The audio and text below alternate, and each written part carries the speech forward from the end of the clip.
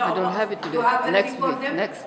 She will have something for you next week, inshallah. Next month, I mean. Next week. Next month. Next month. I'll bring it. I'll put the name down. Now we will ask you one question. What was the name of the king who was in Abyssinia? The name of the king in Abyssinia? Raise your hand so you get your item. Yes, yes, يلا بسرعة. يعني not that. He was the king though. He was but not that. ما شاء الله, Sister Samina, she won something with us, inshallah, بإذن تعالى. He was, I mean, النجاشي. Did he convert to Islam? This is not for the, did he convert to Islam? Did he become a Muslim in Najashi? Yes. What did you say? She said yes, yes he did. And he died as a Muslim. And Prophet Muhammad sallallahu alayhi wa sallam, he makes salat al-janazah on him from Medina al-Munawwara. Jazakallah khair. Very good job, mashallah. May Allah reward you, Sister Hawa. Okay, I guess it's my turn.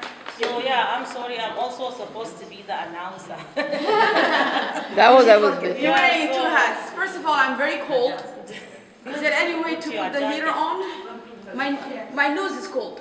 There's a problem there. Let me go and see if we can do that. Yeah, and I'm shivering. Just take حرارة الإيمان يا ضياء. هسه وانت بتحكي حرارة الإيمان سوف I'm gonna go and check. Am I the only one? Don't worry about it. Am I the only one who's cold? Yes. Okay, then forget it. خلاص. No, seriously. Because when I start moving and talking, I will. Oh, look at the love. Y'all jealous now? Y'all jealous? I wanted to do the talk. Okay. Y'all jealous now? No? Okay. Take over because Kathy will do it after Salah. Take over. Kathy, she make a mistake. She thought we're starting at 2. Oh. But she's in her way. Okay. أعوذ بالله من الشيطان الرجيم. بسم الله الرحمن الرحيم. رب اشرح لي صدري ويسر لي أمري واحلل عقدة من لساني يفقهوا قولي. أما بعد. جزاكم الله خيرا for coming. And I was told to speak about our beloved mother, Safiya bint Huyay ibn Akhtar. Before I talk about Safiya, what was the name of the one that Howard talked about? Ramla.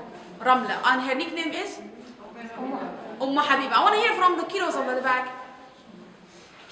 Rahma. What was the name of the Sahabi that Howard talked about? We just came. Mush Muhim. She raised her hand. Rahma. Sumayya. What is her name? Habiba. What's her other name? Ramla. Okay. Rahma. What's her name? Not Hawa, was it? Alright. The reason we learn, I just want to tell you, because the mother that I'm going to talk about, she has so much historical context around her. But before I get to that, I want to tell you why it's important for us to learn the lives of these the mothers, the Ummahat al-Mu'minun.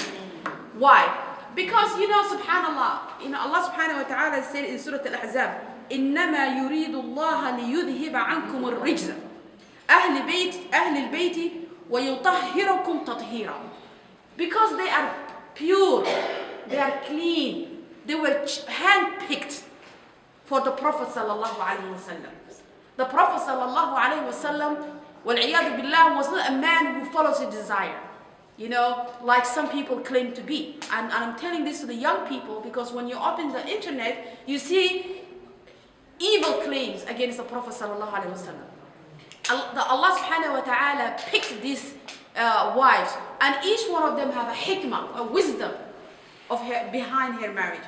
So it's very important for us to understand the reason we learn their lives and the reason we should understand their struggles is for us to take them as a role models. For us to understand when we're going through difficulty, how did they handle it?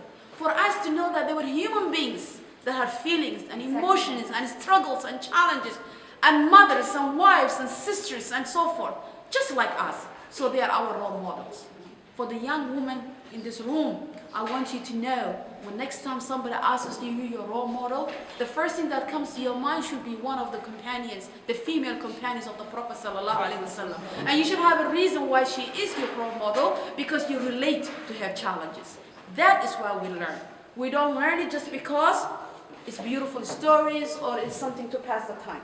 So who is Safiya? رضي الله عنها. Who is Safiya?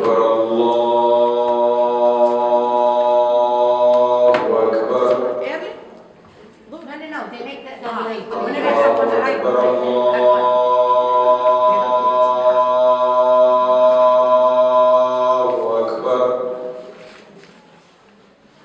أشهد أن لا إله إلا الله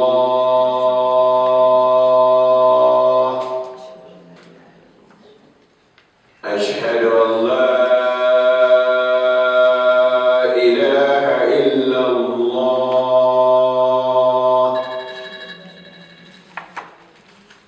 أشهد أن محمد رسول الله أشهد أن محمد رسول الله حي على السلام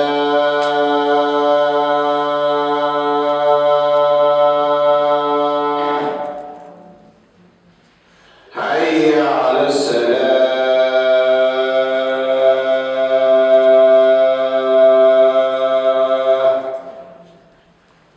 حي على الفلاح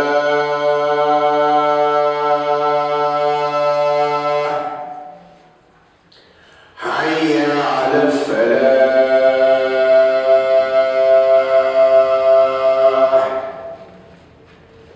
الله أكبر الله أكبر لا إله إلا الله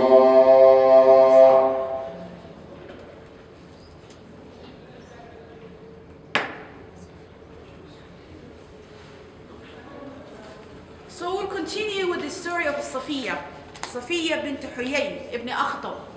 Before I get to her story, I want you to give you what the events that are taking place at the time of Safiya radiallahu anha. Safiya was a Jewish woman. She was a Jewish woman from the Yehud of Khaybar. But you have to understand the relationship between the Jews around Medina and the Prophet ﷺ was not in a good term at that time. Why? The reason being that when the Prophet ﷺ came to Medina and established the Islamic State in Medina, he made a treaty with the Jews that were living around Medina and some of them within Medina. And the treaty was they will have a peace and will live there among the Muslims as long as they don't conspire against the Muslims. They broke that treaty and they conspired against the Muslims, and they started attacking the Muslims within and from outside. Hence the Battle of Khandaq, the Battle of the Trench. It was a major battle between the Muslimin of Medina and some of the Quraysh and the Jews of Medina. So, alhamdulillah, the enemies of Islam were defeated at that battle.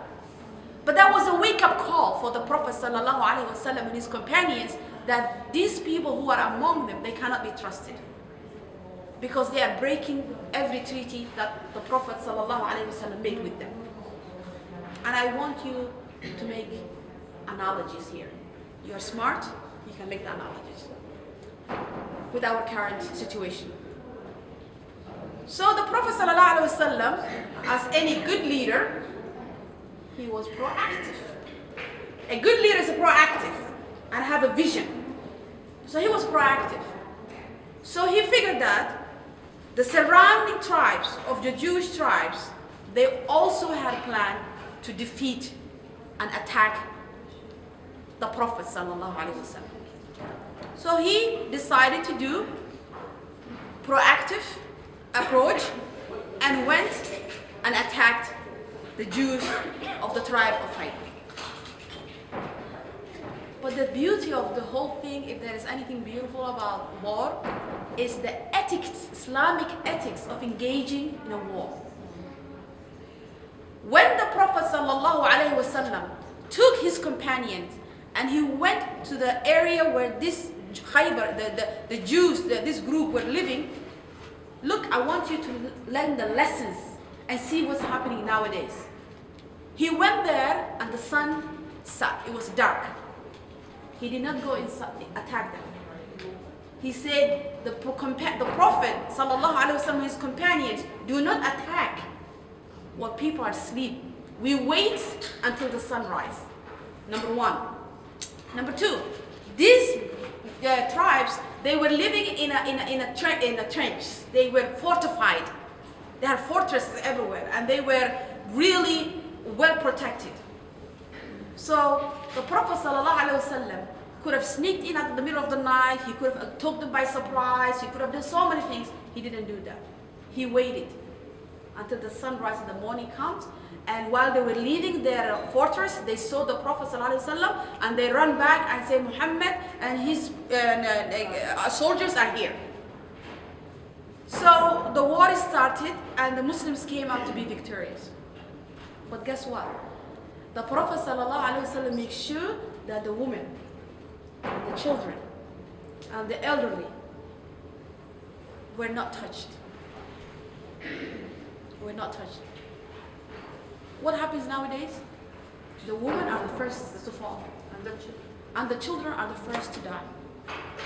Within the Muslim communities and outside the Muslim communities. You look at war anywhere. The women are the first victims, raped, taken as slaves. But look what the Prophet ﷺ did. He said, don't touch them.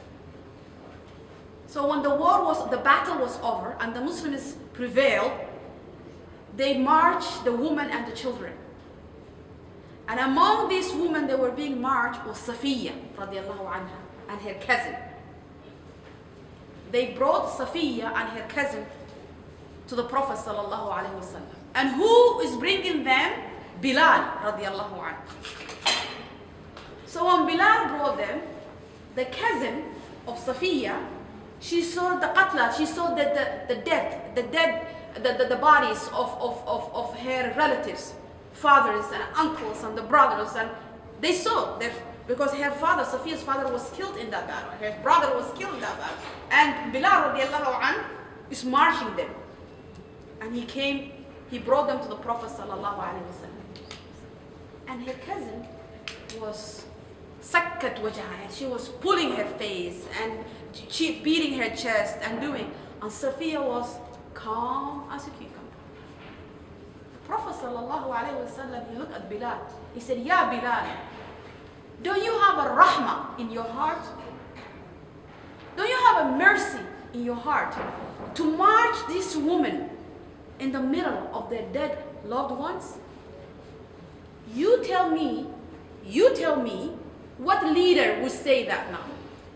You tell me. They will do it in Paris nowadays. And call it collateral damage. But look at our beloved Prophet sallallahu alaihi wasallam. He's a victorious. He has every right to celebrate. But no. He said, Ya Bilal, his beloved companion, on the spot, in front of the captured, he's telling him, Ya Bilal, don't you have a rahmah? What's wrong with you? In any other scenario, that soldier will be praised, will be increased in ranks. Jazakallah khair, Abdul Qadir. Sorry, I complain too much. Right? In any other scenario. So Bilal apologized, and the Prophet ﷺ took over the situation. Now, there are different narrations, and we're not going to dwell into the narrations of how did the Prophet ﷺ end up with Safiya, because that's beside the point, right? The point is that the Prophet ﷺ liked Safiya, and he proposed to her in marriage. Safiya radiallahu anha, in the books of Sirah, she is portrayed as Sharifa, honorable, Aqila, intelligent, Jamila, pretty woman. That dealing with a faith. She was a Jewish woman, but she was practicing her faith. Did you hear what I said? Practicing her faith. Why am I saying this? Because nowadays we have our beloved Muslim brothers, who are jumping up and down for Ahl al-Kitab. She's a Christian. She's a Jew. Brother, does she practice her faith? And what faith is she practicing to start with? But this woman was a practicing Jewish woman. She was taqiyya in her faith, piety in her faith. She was well known for that.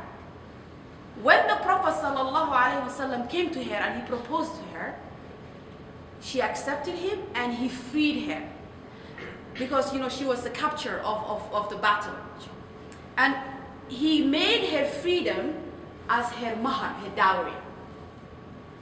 Okay? Now, the narrations say that some say that she became Muslim before the Prophet ﷺ married, and some say she was not Muslim when he married her, but she was a Jew. Most of the scholars, they agree with the one that said that when he married her, she was not Muslim, that she was a Jew, that she accepted Islam after the marriage, but before they get to Medina. Because now they're in Khaybar, which is like almost 100 kilometers away from Medina. So the Prophet ﷺ proposed to her and married her, and they said they didn't have much for walima. Again, another lesson, the sunnah of the walima.